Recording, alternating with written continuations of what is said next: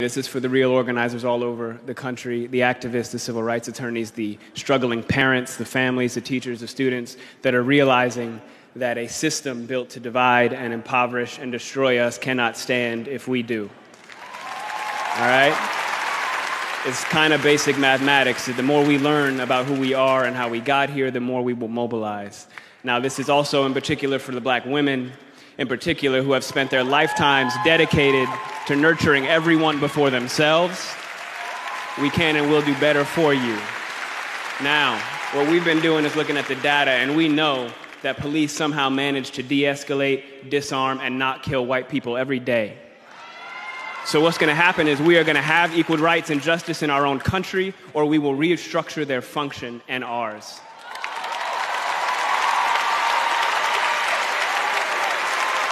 Yesterday would have been young Tamir Rice's 14th birthday. So I don't want to hear any more about how far we've come when paid public servants can pull a drive-by on a 12-year-old playing alone in a park in broad daylight, killing him on television and then going home to make a sandwich.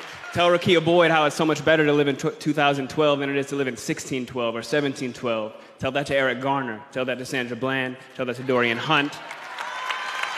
There has been no war that we have not fought and died on the front lines of. There has been no job we haven't done. There's no tax they haven't levied against us, and we've paid all of them.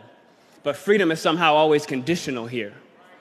You're free, they keep telling us. But she would have been alive if she hadn't acted so free. Freedom is always coming in the hereafter.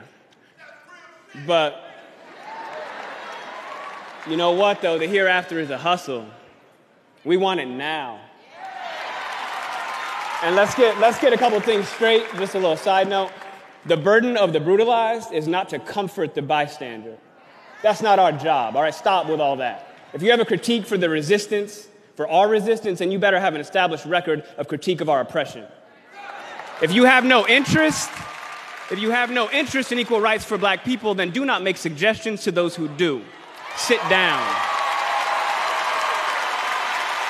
We've been floating this country on credit for centuries, yo.